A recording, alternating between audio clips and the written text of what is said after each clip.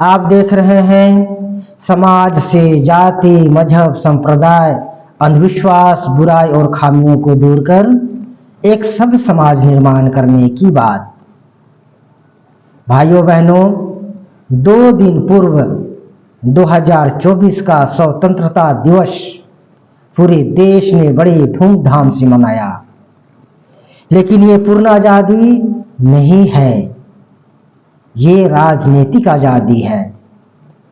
महत्वपूर्ण आजादी अभी बाकी है। राजनीतिक आजादी से हमें वोट देने का अधिकार मिल गया, लेकिन महत्वपूर्ण चीज नहीं मिली। वोट देने का अधिकार मिल जाने से हमारा विकास नहीं होगा, हमारा जीवन स्तर नहीं सुधरेगा। वोट देने का अधिकार मिल जाने से हमारी जरूरतें पूरी नहीं होगी।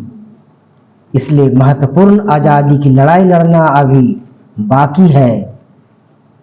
इसी महत्वपूर्ण आजादी के लिए आने वाले दिनों में सबको वोट करना है।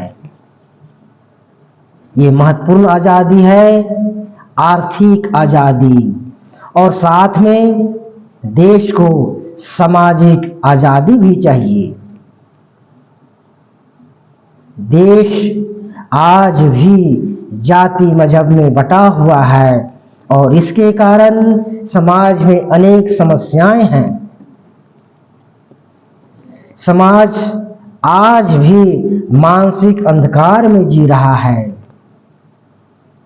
मानसिक अंधकार के कारण सारे कुकर्म होते हैं। सारे बुराइयों का जड़ मानसिक अंधकार है। बहन बेटियों का बलात्कार, फिर निर्मम हत्या, ये सब मानसिक अंधकार है। इसे मानसिक बीमारी कहते हैं।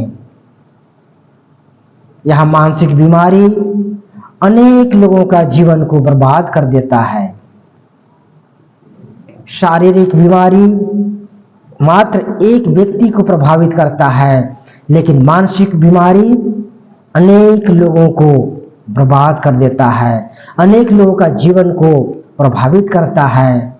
इसलिए मानसिक बीमारी को भी ठीक करने का दायित्व समाज को ही जाता है। इसलिए चरित्र निर्माण किया जाए। जाति मजहब की राजनीति करने वाले को, मजहब की राजनीति करने वाले को वोट मत दीजिए और यम नियम का पालन करिए, तभी हमें संपूर्ण आजादी मिलेगी। समाज को आदर्शवान बनाने का जनमानस तैयार किया जाए। यम नियम को अपनाने का जनमानस तैयार किया जाए। हालांकि अहिंसा का ठीक अर्थ लोग नहीं जानते हैं। मैं सरकार से निवेदन करता हूं कि पाठ्यक्रम में यम नियम को शामिल किया जाए, तभी आदर्शवान नागरिक तैयार होंगे। आदर्श जीवन के अभाव में अनेकों लोगों को हमेशा बीड़ी सिगरेट पीते हुए देखे होंगे, हमेशा गुटखा तंबाकू खाते हुए देखे होंगे, शराब पीकर डोलते हुए मिल गए होंगे। ये सब आदर्श जीवन के अभाव के कारण है। इससे सब समाज का निर्माण नहीं हो सकता है। जाति मजहब के कारण गलत नेता का भी लोग समर्थन करते हैं। इससे सब समाज का निर्माण नहीं हो सकता है। इसलिए आदर्श जीवन का पालन अनिवार्य है।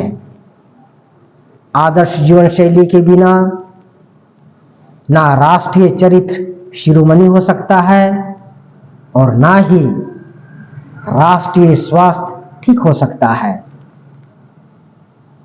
इसलिए यम नियम पालन करने के लिए जन चेतना तैयार किया जाए। लोगों की मूलभूत आवश्यकताओं को पूर्ति करना सरकार का काम है, लेकिन समाज को आदर्शवान बनाना साधु संतों का काम है। बैठे बैठे रोटियां तोड़ने से काम नहीं चलेगा। आराम की जीवन जीने के लिए सन्यासी नहीं बने हैं। सन्यासी बने हैं आत्मोक्षार्थम जगत हिताय च के लिए। सन्यासी बने हैं समाज को आदर्शवान बनाने के लिए। इसके लिए मेरी व्यक्तिगत सलाह है, हर एक रविवार को धर्म चक्र का समय निश्चित किया जाए, जिसमें सभी लोग को उपस्थित होना अनिवार्य रहेगा और जिसमें व्यवहारिक और थ्योरेटिकल मानव मूल्यों से संबंधित ज्ञान दिया जाएगा।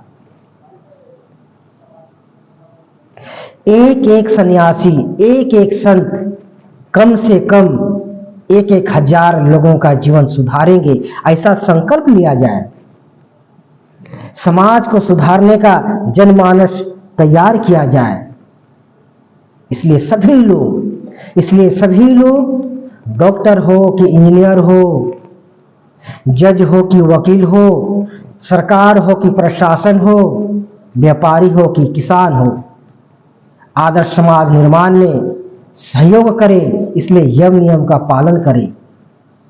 आनंद मार्ग यम नियम का बखूबी पालन करने का प्रयास कर रहा है।